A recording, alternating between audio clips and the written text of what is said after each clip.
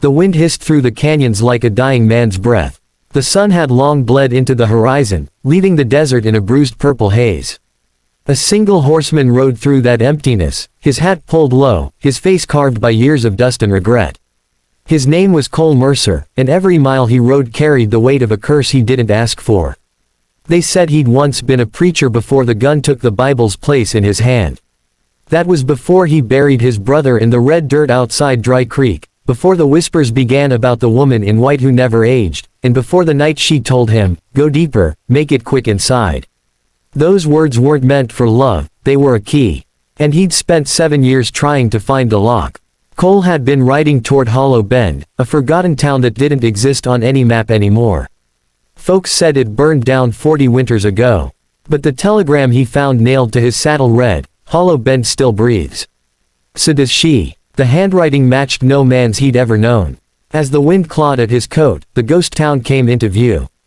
Half-burned saloon doors swung slow, creaking to a rhythm that felt too human. He dismounted, boots crunching against blackened boards. Every step echoed like the place was waiting. The air smelled of rain and ashes, and underneath, something else. Blood, maybe, or memory. He pushed through the saloon doors. The piano stood in one corner, keys yellowed, a single candle burning beside it. A glass sat on the bar.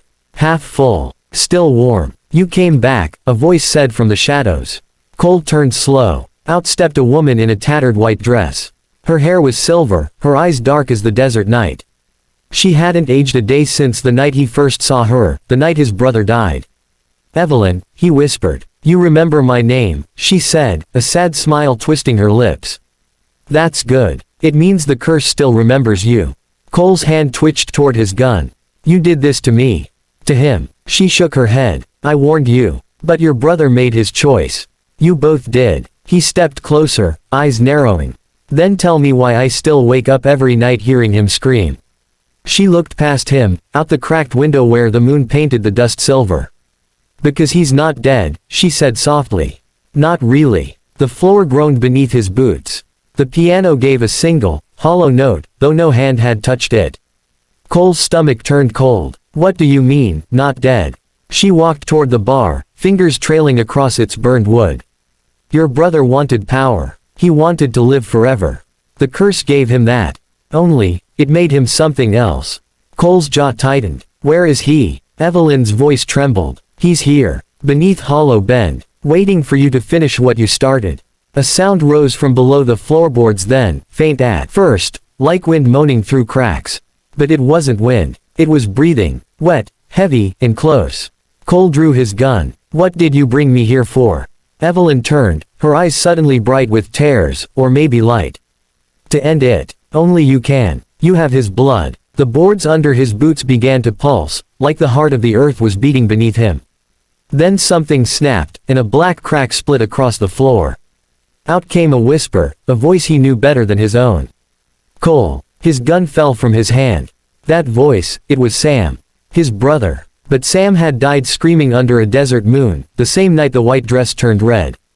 Cole dropped to his knees, staring into the crack as a pale hand clawed its way out. Skin like wax, veins black as ink. Then came a face, his brother's, twisted, eyes glowing faint yellow. "You left me," the creature hissed. Cole staggered back, shaking his head. "You weren't human anymore, Sam. I did what I had to." "You promised," Sam snarled, rising fully from the pit. His chest was riddled with bullet scars, Cole's bullets. "You said you'd never leave me behind." Evelyn moved between them, whispering strange words under her breath. Sam's body trembled, black smoke spilling from his wounds. Cole could feel the air burning cold, a storm building inside the room. "Go deeper," she whispered again, eyes locking with Cole's. "Make it quick inside, his heart. End the curse." The words slammed into Cole's memory. That's what she'd said the night his brother changed. He hadn't understood then. He did now. He picked up his gun, but Sam laughed, a sound like broken glass. "You think you can kill me again?" Cole's voice was steady. "No, I'm not here to kill you. I'm here to set you free." He walked forward, slow, careful. Sam lunged. The two brothers crashed into the floor, rolling through dust and shadow. Cole felt the claws scrape his neck, smelled the rot of years buried underground. Please, Sam gasped for a second, human again, eyes wide and wet. Don't let me live like this. Cole pressed the barrel against Sam's chest. I won't. The gun roared once. Then silence. When the smoke cleared, Sam's body lay still. No blood, no scream, just stillness. The air seemed to breathe out, the curse lifting like fog at dawn. Evelyn stood motionless, staring at the empty space where the pit had been. The floor was whole again.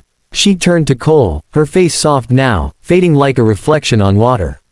You did it, she whispered. He's free. And so are you. Why me? Cole asked. Why did it have to be me?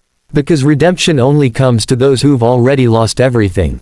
Her voice grew faint. The candle flickered out. When Cole lit a match, she was gone.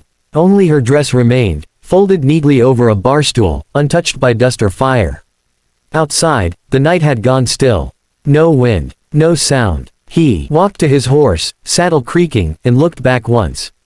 The town that wasn't supposed to exist shimmered in the moonlight, then vanished, like it had never been. He rode until dawn, the desert stretching endless in gold before him. Somewhere behind him, the curse was buried deep, and maybe part of him was buried with it. By sunrise, he reached a crossroads. A wooden sign read Redemption past 6 miles. He smiled, small, tired, but real. Maybe that was where men like him belonged. Not in legends or gunfights or ghost towns. But in the long, lonely stretch of road that leads out of damnation and into something almost like peace. The wind rose again, soft and low, carrying a voice he couldn't quite place. Maybe it was her. Maybe it was just the desert talking. Go deeper, it said. And Cole Mercer did, into the light.